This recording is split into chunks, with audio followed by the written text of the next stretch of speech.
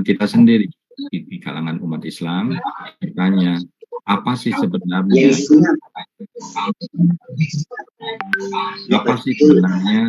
moderasi beragama itu?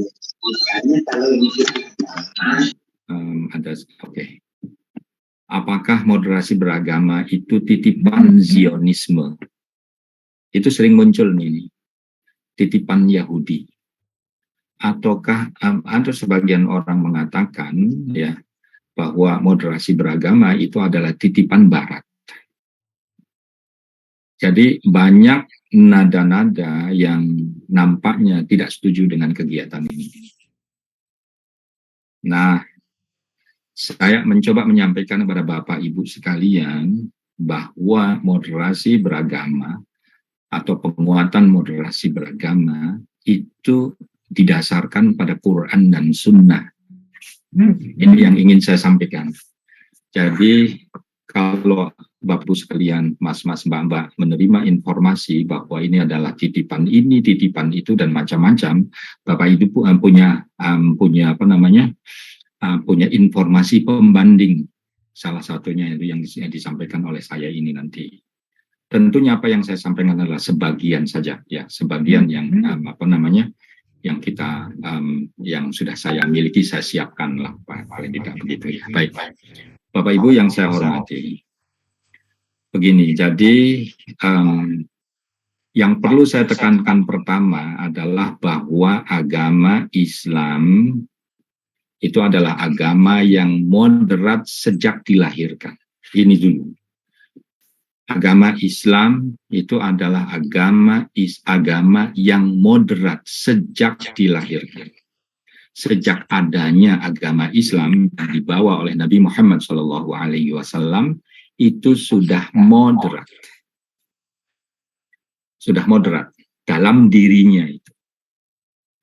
Nah, meskipun demikian, kita umatnya, umat Islam ini bisa saja tidak moderat.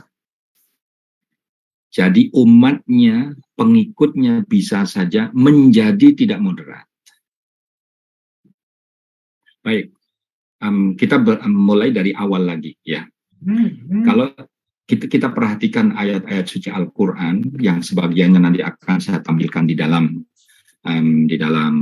slide ini. Sebagai awal saja, Islam ini kalau kita perhatikan ayat Qur'annya dan hadisnya, kita akan banyak mendapati ayat-ayat suci Al-Quran yang mengajarkan kepada kita bahwa kita harus memiliki keseimbangan, memiliki moderasi dalam bersikap. Ya. Misalnya ayat A'udzu billahi minasyaitonir rajim. Wabtaghi fima atakallahu daral akhirata wala tansa nasibaka minad dunya. Tuh, kalau kita perhatikan ini ayat ini saja, itu bahwa Al-Quran itu mengajarkan kita moderat, memiliki keseimbangan antara kepentingan akhirat dan kepentingan duniawi. Ya kan, wabtaghi fima atakallahu daral akhirat, kepentingan akhirat kita cari, kita perhatikan, tapi dalam waktu yang bersamaan wala tansa nasibaka, dan jangan lupakan nasibmu, bagianmu ya, minan dunia, dari keduniawian. Tuh.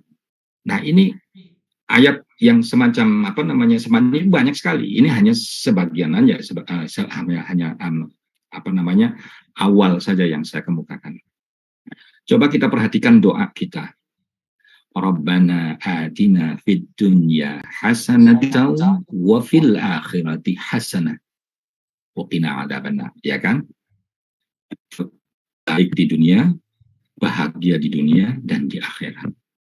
Kepentingan duniawi kita perhatikan, kepentingan akhirat tidak kita lupakan atau kita perhatikan juga. Jadi sejak awal memang Islam itu mengajarkan moderat. Sejak dilahirkannya agama Islam itu sudah agama yang moderat. Jadi kalau penguatan moderasi beragama, itu ya sesuai dengan Islamnya itu sendiri. Itu Bapak Ibu ya. Coba kita perhatikan hadis Bapak Ibu.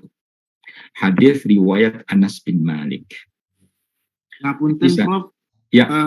Slide-nya nggak jalan, Prof. Iya, nggak jalan. Ini apa namanya, yang penting-penting dulu Pak. Nanti saya yang itu kebetulan apa namanya, saya siap. Karena ini hanya waktu, kemudian nanti saya skip anunya ya, yang penting-pentingnya. Ini intronya dulu. Iya, Prof. Untuk mengatakan bahwa Islam itu sudah moderat gitu Pak. Baik, Islam itu sejak awal sudah moderat. Contoh dalilnya itu tadi ya.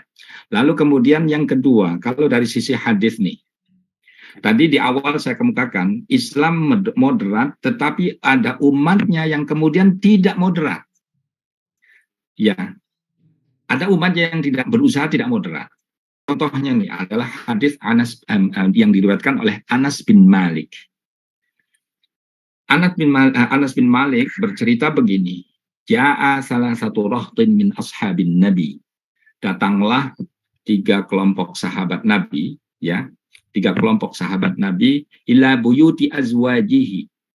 Ini yang nanti sebentar kalau saya nanti hadisnya ada di sini. Sebentar. Nah ini. Hadis riwayat Anas bin Malik ya tentang nasihat Nabi ya agar bersikap moderat dalam beragama. Jadi tadi hadisnya berbunyi begini. Ja'a salah satu rahtin min ashabin Nabi. Jadi 3 orang sahabat lah gampangannya, 3 kelompok atau 3 orang sahabat datang ke rumah ila buyuti azwajihi, ke rumah-rumah istrinya Kanjeng Rasul sallallahu alaihi wasallam.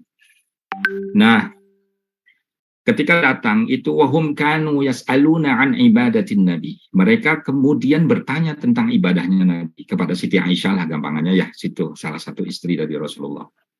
Wahai Siti Aisyah, Rasulullah itu ibadahnya bagaimana sih?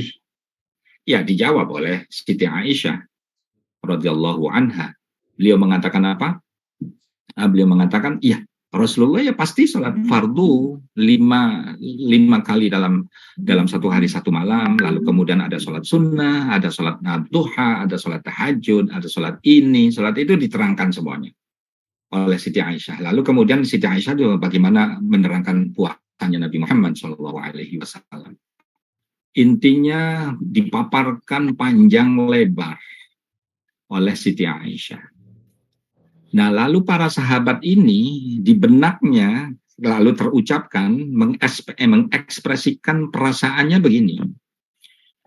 Lah, kalau begini, fa'aina nahnu minan nabi. Di mana posisi kami kalau dibandingkan dengan Nabi Muhammad SAW? Ini nih, yang itu argumentasi sunnahnya dulu ya. Nanti sebentar, kemudian nanti kembali ke Quran lagi. Baik. Saya ingin menekankan bahwa umat Islam bisa saja kemudian ekstrim, bisa saja ekstrim. Ya, ini pernah terjadi Mas Nabi. Baik, bentar. Para sahabat setelah mendapatkan informasi dari Siti Aisyah, lalu para sahabat itu mengatakan, fa'aina nahnu minan nabi. Di mana posisi kami dibanding dengan Nabi Muhammad SAW. Itu Bapak Ibu. Laqad ghufira lahu ma taqaddama min dzambihi wa ma ta'akhkhar. Sungguh telah diampuni kekhilafan Nabi Muhammad SAW, baik ma taqaddama yang sudah berlalu, wa ma ta'akhkhara, dan mungkin akan terjadi, meskipun yang wa ma ta'akhkhara tidak mungkin lagi Rasulullah melakukan kesalahan karena sudah maksum setelah diangkatnya menjadi seorang rasul, lalu kemudian maksum ya. Artinya ini Rasulullah tidak punya dosa.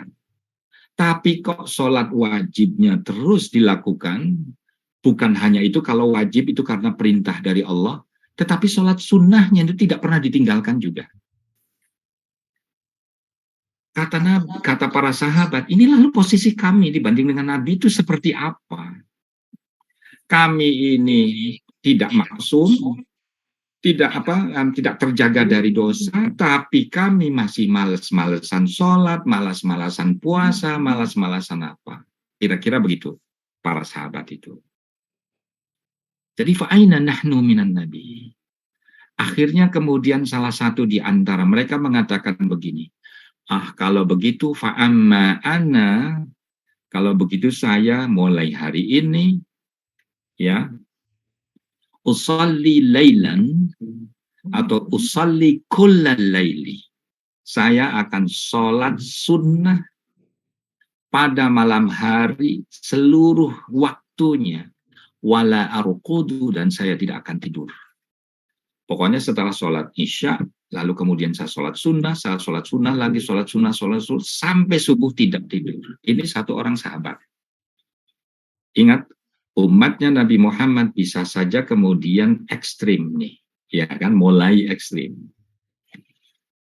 Sahabat yang kedua mengatakan wa amma ana, adapun saya fa'asumu kullad dahri, saya akan berpuasa sunnah sepanjang tahun.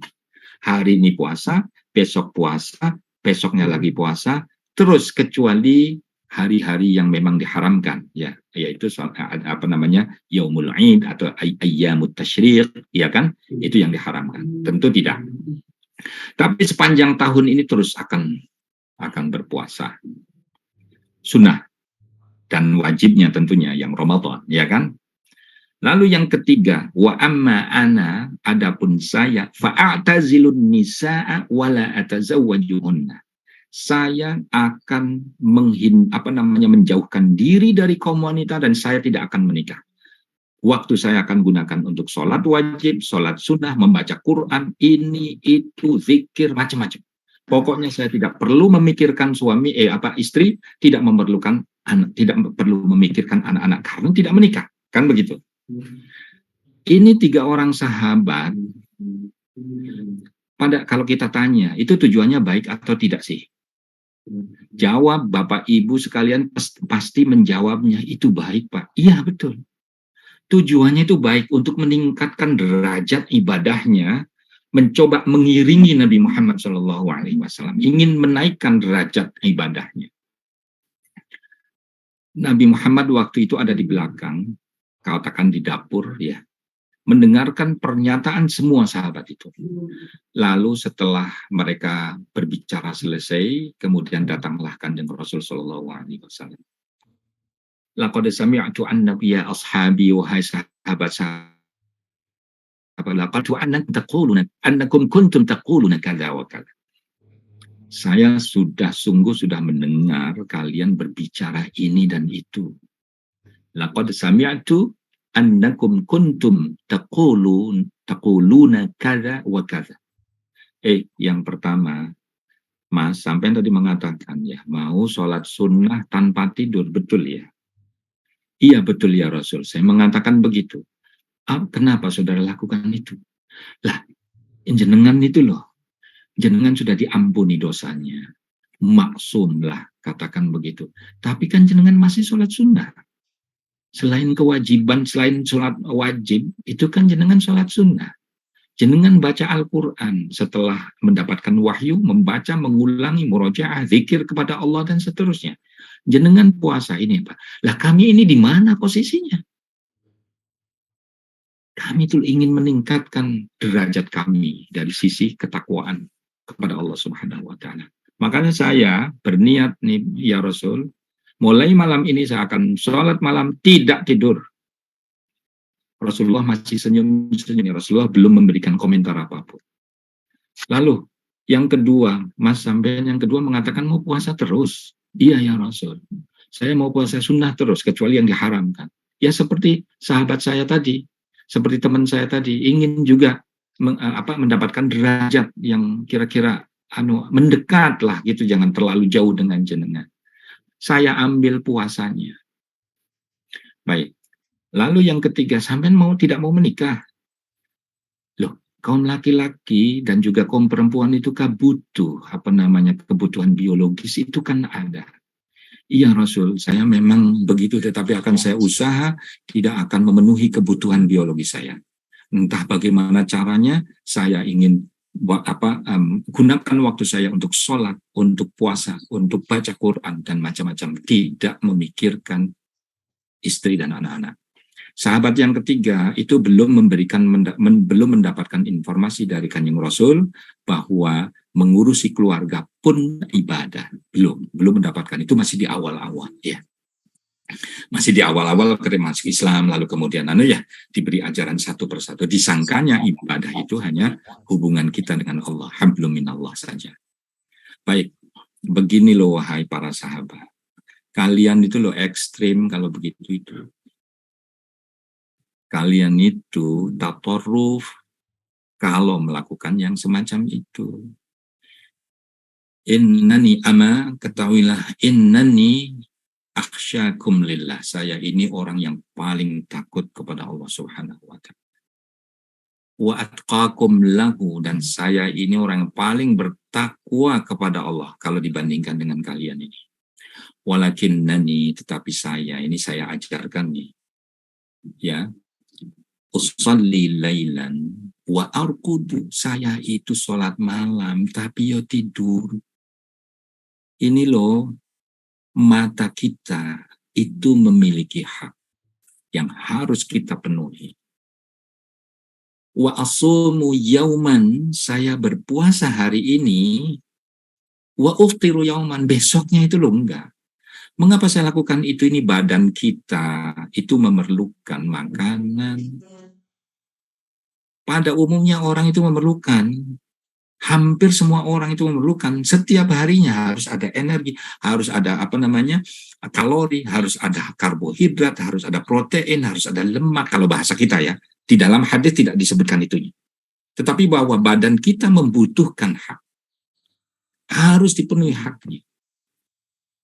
Tuh. Dan yang terakhir, wa atazawwajun nisa, saya itu menikah dengan Siti Khadijah. Ini ada Siti Aisyah, ada Hafsah, ada Siti Hafsah, dan seterusnya. Jadi kalian, apa yang kalian lakukan ini, akan kalian lakukan, itu adalah bentuk tatorruf, ekstrim dalam beragama. Saya tidak mengajarkan itu, kira-kira begitu. Akhirnya terakhir Rasulullah mengatakan, faman raghiba an sunnati falaysa minni. Tegas Rasulullah, faman raghiba an sunnati falaysa minni. Barang siapa yang tidak suka terhadap tradisiku ini, sunnahku ini, yakni sholat malam dan tidur, ya ada waktu untuk tidur, puasa ada waktu untuk bukanya besoknya, dan menikah. Siapa yang di antaranya tiga ini tidak dipenuhi oleh saudara, maka falaysa minni, ini tegas. Meskipun falaysa minni itu adalah mubalaghah, ya. Sehat mubalaghahnya Rasul, bukan berarti kalau orang lalu begitu kemudian menjadi kafir, bukan ya. Tetapi saking Rasulullahnya tegas, kalau ini dilakukan oleh umat Islam, maka ini akan menyulitkan umat Islam pada umumnya. Maka Rasulullah SAW katakan, faman raghiba an sunnati falaysa minni. Tuh. Jadi beragama itu loh yang wajar saja.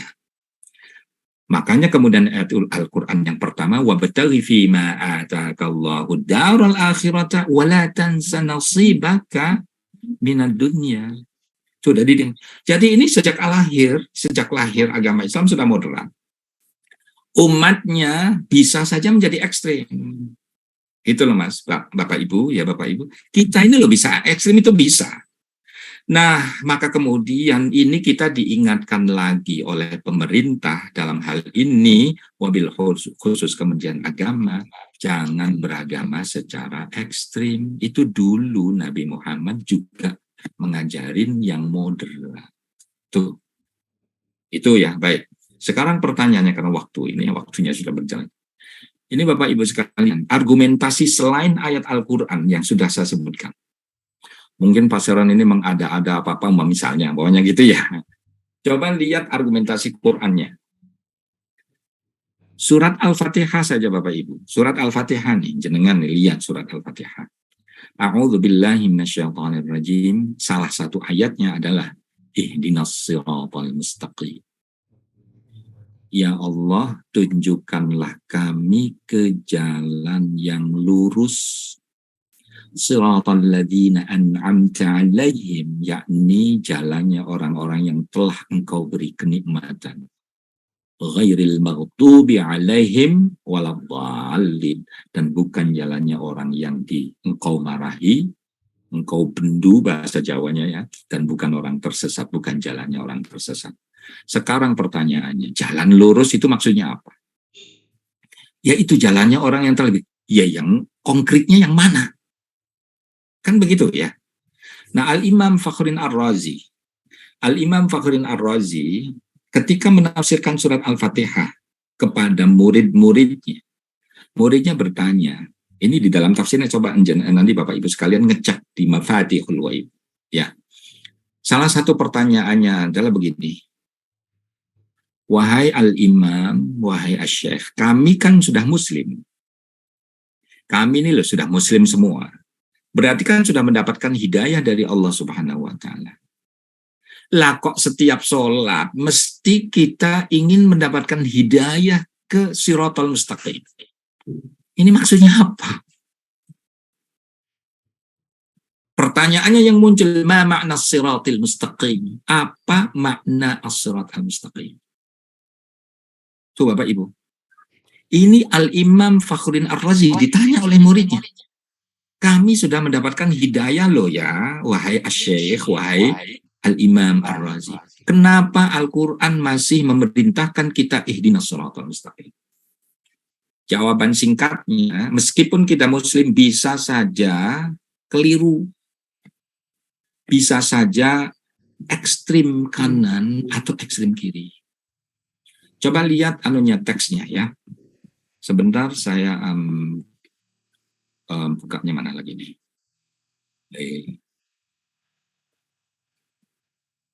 Sebentar, saya harus membuka file yang lain. Nah, sebentar. Ini coba kita lihat tafsirnya Ar-Razi, Bapak Ibu sekalian. Ketika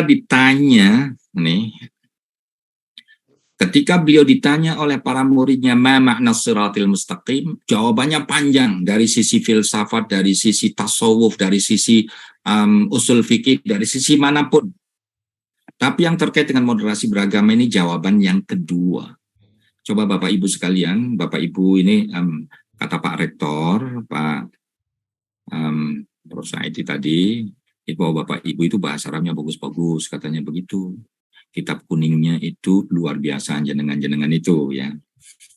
Ya, maka kemudian saya tampilkan ini kitabnya nih, Mafatihul Ghaib, jilid 1, halaman berapa tadi? 258. Yang cetakan ini loh ya, yang cetakan Pak Seron pegang ya. Itu Darul Fikr ya. Coba perhatikan Bapak Ibu. Coba perhatikan. Al-wajhul tsani fil jawab. Bentuk kedua dalam jawaban terhadap pertanyaan ma ma'as shiratil mustaqim.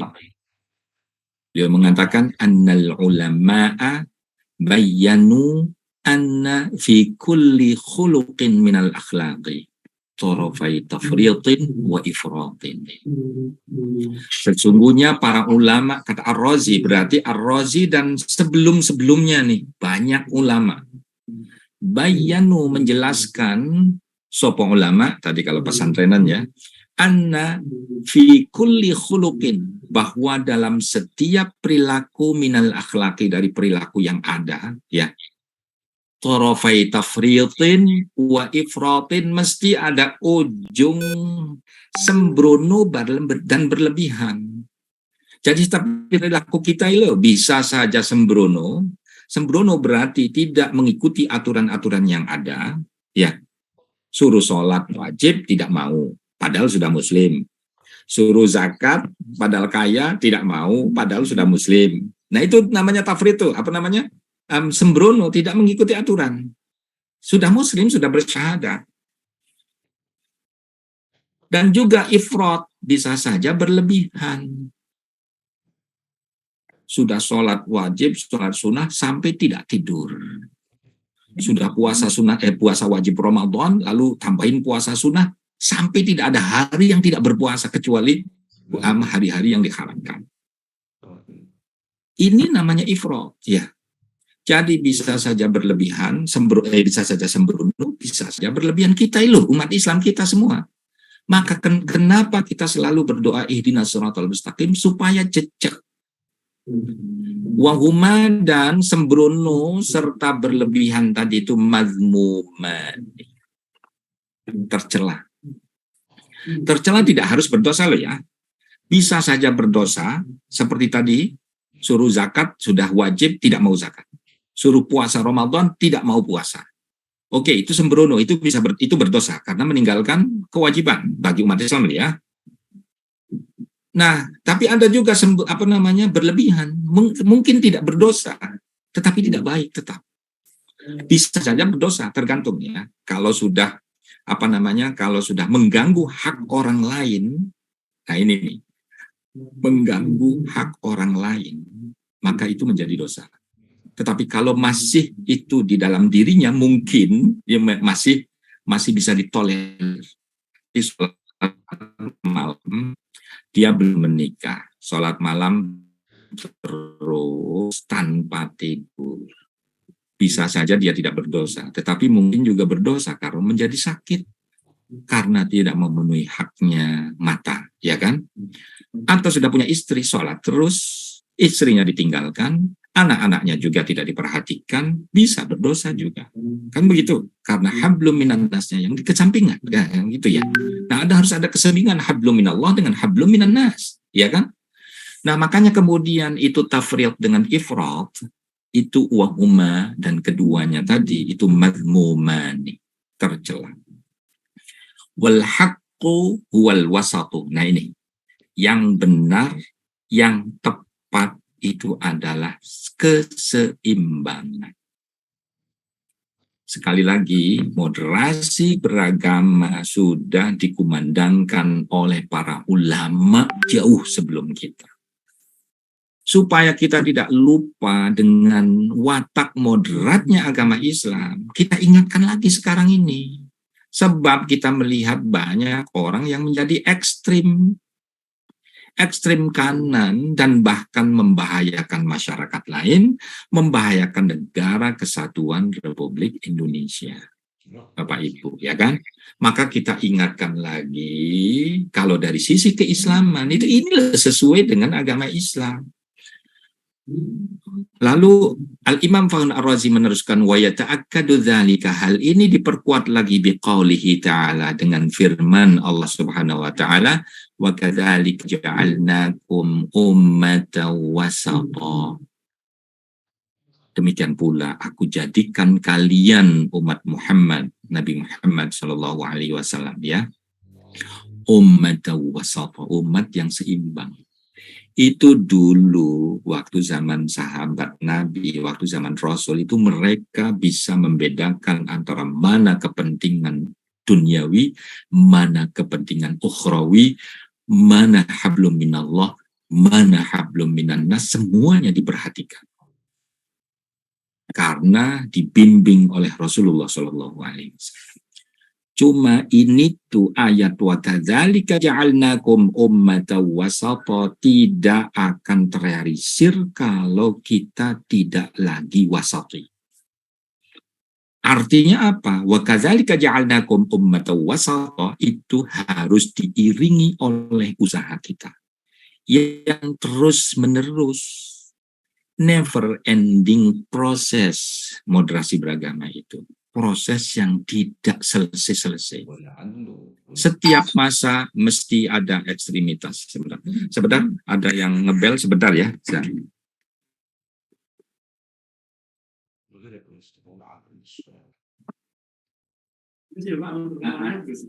Sudah tidak perlu ya, karena tadi lagi Zoom. Ya, jadi tidak perlu dibersihkan. Oh ya, siap. Oh, siap. Masuk ada ya. Dengan air mungkin ya Mas. Air putih mana? Air putih. Oh ya, air pada. Nah, terus ya Pak. Ya Pak.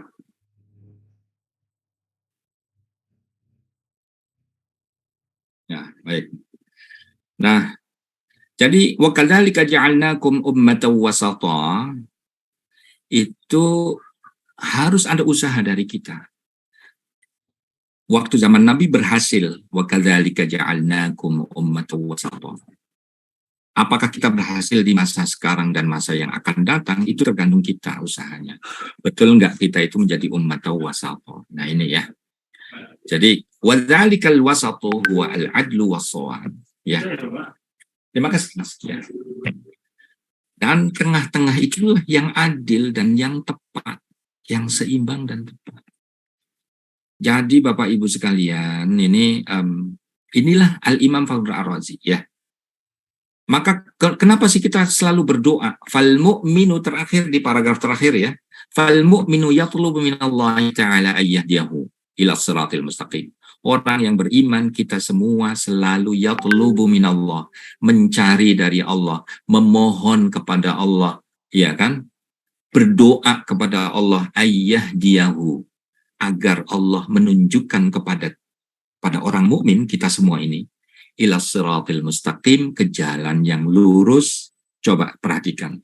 Allazi huwal wasatu, yakni tengah-tengah baina tarafail ifrati wa tafriti, dari dua ujung ekstrim, yaitu ifrat dan tafrit, berlebihan dan sembrono, fi kullil akhlaqi wa fi kullil a'mali, dalam setiap perilaku dan perbuatan kita. Ini jadi Kementerian Agama itu mengingatkan kembali kita semua ini, saling mengingatkan kembali, kembalilah kepada jalan yang lurus, yaitu tidak ekstrim kanan dan tidak ekstrim kiri. Ekstrim kiri dan ekstrim kanan ada yang membahayakan dirinya sendiri, atau membahayakan orang lain. Misal membahayakan orang lain, punya semangat tinggi keagamaan, tidak memiliki ilmu pengetahuan yang cukup tentang Islam, lalu karena semangat keislamannya tinggi, mencaci maki orang Kristen, mencaci maki orang Buddha, Hindu, Konghucu. Nah ini loh, ini tuh tidak benar ya. Jadi ekstremisme bisa berbahaya bagi dirinya, dan juga bisa berbahaya bagi orang lain. Nah ini diingatkan oleh Al-Imam Fakhr Ar-Razi, ihdinas siratal mustaqim, itu dalam arti, salah satu artinya adalah, ya Allah, tunjukkanlah kami ke jalan yang tengah, tidak sembrono dalam beragama, tetapi juga tidak berlebihan dalam beragama yang itu sudah di luar dari ajaran Rasulullah SAW. Itu ya, baik, kembali lagi ke slide yang tadi. Yang kedua, ummatan wasata tadi, wa kadzalika ja'alnakum ummatan wasata, sudah tidak perlu saya terangkan lagi karena memang itu kurang lebihnya sama ya. Baik. Yang ketiga Bapak Ibu, Al-Hujurat, coba kita ingat lagi. Di samping wabtaghi fima atakallahu darul akhirata yang sudah saya sebutkan ya. Ini yang yang ke-9, yang ketiga, Quran surat ke-49 Al-Hujurat ayat 13. Coba perhatikan lagi. Yang tentang ta'aruf itu loh Bapak Ibu. A'udzubillahi minasyaitonirrajim. Ya ayyuhan nasu inna khalaqnakum min dzakarin wa untha wa ja'alnakum syu'uban wa qabaila lita'arafu. Kita potong dengan di wa ja'alnakum syu'uban. Kata Allah, aku jadikan kalian berbangsa-bangsa. Syu'uban wa qabaila, syu'uban wa qabaila, dan berkabilah-kabilah, bersuku-suku. Kita perhatikan secara realitanya, ada bangsa Arab, ada bangsa non-Arab, non-Arabnya ada Persia, ada Romawi, kalau sekarang ada Amerika, ada apalagi Iran, ada Afrika, ada Indonesia, ada macam-macam. Kabilahnya, sukunya banyak sekali. Di Indonesia aja sudah berapa suku, ya kan? Itu bisa ratusan, bisa mungkin lebih ya. Atau berapa tuh? Seribuan ya, Mbak? Kalau tidak, kalau 17.000 itu kan pulaunya 700.000 lebih. Sukunya itu bisa seribuan lebih. Bahasanya bisa. Pokoknya banyak sekali, ya kan? Itu baru di Indonesia, bukan belum lagi umpamanya di Arab, belum lagi di Maroko, belum lagi di Maroko ini nanti apa namanya masuk final ya. Maroko mengejutkan, Maroko ini luar biasa. Ini mayoritas muslim ya. Ini Pak Seron suka bola juga. Kalau sudah bola itu, rasanya begitu. Ya, mudah-mudahan Maroko bisa final ya. Oke, baik, itu intermezzo. Baik. Karena menyebut Maroko lalu kemudian jadi ingat bola. Mohon maaf, itu intermezzo saja ya. Baik. Coba perhatikan Bapak Ibu sekalian. Kalau kita bicara bangsa, kalau kita bicara suku, di dalam suku dan di dalam bangsa ada apa? 1 ada bahasa, 2 ada tradisi, 3 ada kultur, 4 ada keinginan, 5 ada apa? Kebiasaan. Kalau kita bicara suku itu ya, misalnya suku Melayu, Jambi, punya tradisi tidak? Punya bahasa, Melayu misalnya ya. Lalu punya kebiasaan tidak? Tidak. Iya. Punya custom tidak? Custom itu aturan adat. Punya tidak? Pasti punya. Apakah itu sama dengan Jawa ataukah berbeda dengan Jawa? Itu ya pokoknya ada di Jambi itu. Ya kan? Di Jawa juga sama, di Jogja. Di Jogja punya custom, punya kebiasaan, punya tradisi, punya apa. Jadi kalau kita berbicara tentang suku, apalagi bangsa, pasti di situ ada aspek yang sangat banyak. Mulai dari bahasa, seni, kultur, custom, tradisi, ini, dan macam-macamnya. Quran mengajarkan apa? Mengapa Al-Quran, mengapa manusia itu diciptakan berbangsa-bangsa dan bersuku-suku? Lita'arofu. Untuk saling mengenal. Maksudnya apa? Menghormati budaya orang lain, menghormati bahasa orang lain, menghormati keyakinan suku lain, menghormati custom, kebiasaan hukum hari per harinya, etiketnya, begitu. Kita akan kembali lagi ke tafsir. Saya tidak ngomong sembarangan ya. Saya tidak ngomong sembarangan. Nah, ini coba mana? Kita lihat tafsirnya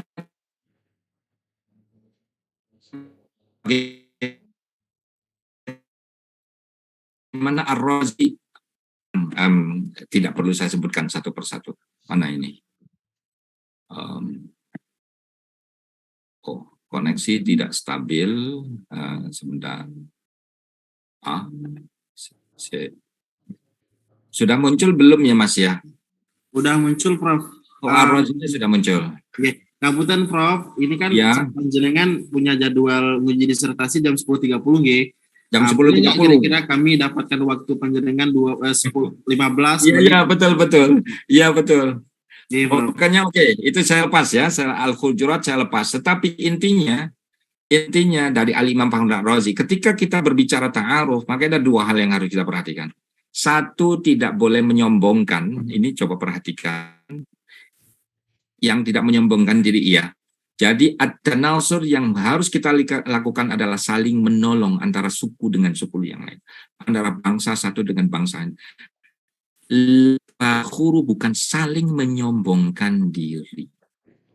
Lalu yang kedua, at-ta'aruf la at-tanakur. Tidak boleh saling mengingkari. Salah satu kriteria moderasi beragama yang dituangkan oleh Kementerian Agama dan pemerintah Indonesia adalah menghormati budaya lokal. Itu dari Ar-Razi tafsirnya. Bukan yang harus kita lakukan ta'aruf mengenal budaya lain. Nih orang Jogja mengenal budaya Jambi, kultur Jambi. Begitu juga sebaliknya. Dalam rangka apa? Latanaku. Dalam rangka tidak mengingkari. Tidak mengingkari maksudnya apa? Menghormati. Tuh. Nah, baik. Terakhir, ya, sebenarnya tidak terakhir ya, banyak. Tapi ini waktunya ya. Sedikit lagi. Ini yang paling salah satu yang paling berarti adalah juga moderasi beragama yang dilakukan oleh Nabi Muhammad ketika ada konflik. Jadi konflik antara Yahudi dengan Nasrani. Itu di Al-Baqarah ayat 111, ayat 113. Orang Yahudi mengatakan kepada orang Nasrani nih, wahai Muhammad, orang Nasrani ini waqalatil yahud laisatin nasara ala syai'. Orang Nasrani beragama tidak didasarkan pada dasar yang kuat. Mereka akan masuk neraka semua, dan yang benar adalah Yahudi. Kata orang Yahudi nih, waqalu la yadkhulal jannata illa man kana hudan. Yang masuk surga adalah orang Yahudi semata. Nasrani ini masuk neraka semua, wahai Muhammad, kata orang Yahudi di depan orang Nasrani. Lalu orang Nasrani waktu itu bersama Rasulullah SAW itu kan marah. Maka waqalatin nasara, orang Nasrani mengatakan, berbalik mengatakan, laisatil yahudu ala syai'. Justru orang Yahudi yang beragama tidak berdasarkan argumentasi dalil yang kuat. Wahum kanu yaqtuluna anbiya'ahum, mereka membunuh nabi-nabi mereka. Dan la yadkhulal jannata illa man kana nasraniyan, tidaklah masuk surga kecuali orang Nasrani. Jadi ada klaim kebenaran eksklusif yang dilakukan oleh Yahudi dan dilakukan oleh Nasrani. Lalu Allah Subhanahu wa taala menurunkan wahyu kepada Allah, ya Muhammad, qul hatu burhanakum in kuntum shadiqin. Orang Yahudi, kalian mengklaim paling benar sendiri, paling masuk surga, yang masuk surga sendiri. Mencaci maki orang Kristiani. Mana ayat Tauratnya yang mengatakan hanya Yahudi yang masuk surga? Orang Yahudi tidak bisa menjawab singkatnya. Nasrani, kamu terpancing, kalian terpancing emosi, marah karena dikatakan tidak sesuai dengan dasar yang kuat. Lalu sampai mengatakan orang Yahudi masuk neraka, yang masuk surga adalah orang Kristen semata. Mana Injilmu yang mengatakan itu? Tidak bisa juga jawab. Lalu begini loh, kata bala, man aslama wajhahu lillahi wa huwa muhsin falahu ajruhu 'inda rabbih wala khaufun 'alaihim wala hum yahzanun. Yang masuk surga yang selamat itu siapapun yang bertauhid kepada Allah Subhanahu wa taala, lalu menyembahnya hanya satu, yaitu Allah Subhanahu wa taala, atau apapun namanya ya. Kebetulan kita kan namanya Allah ya. Nah, kemudian menyebutnya Allah Subhanahu wa taala.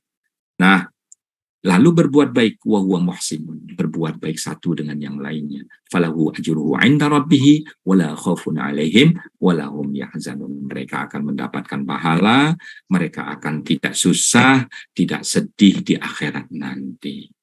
Tuh Rasulullah mencoba melerai ya konflik antara Yahudi dengan Nasrani di Madinah dengan cara mengembalikan ke asasnya yang moderat, yaitu man aslama wajhahu lillahi wa huwa muhsin. Nabi tidak mengatakan yang selamat hanya umat Islam saja, tidak. Beliau mengatakan bala man aslama, siapapun yang tunduk kepada Allah, mentauhidkan Allah Subhanahu wa taala dan berbuat baik, tentunya beriman kepada yaumul akhir juga, ya kan? Itulah yang akan selamat, kata Kanjeng Rasul sallallahu alaihi wasallam. Akhirnya kemudian Yahudi dan Nasrani selesai bertikai. Kemudian mereka sebagian ada yang masuk umat Islam, ada sebagian tetap Yahudi, begitu juga orang Kristen yang masuk Islam, ada juga yang tetap menjadi Nasrani. Ya sudah, innama alaikal balagh. Ya, Rasulullah hanya bertugas menyampaikan saja. Tentang hidayah hanya Allah Subhanahu wa taala. Nah, itulah kurang lebihnya ya, Bapak Ibu, yang bisa sampaikan. Mudah-mudahan ada manfaatnya. Wallahul muwaffiq ila aqwamit thoriq. Wassalamualaikum warahmatullahi wabarakatuh. Waalaikumsalam warahmatullahi wabarakatuh. Ya. Terima kasih diucapkan kepada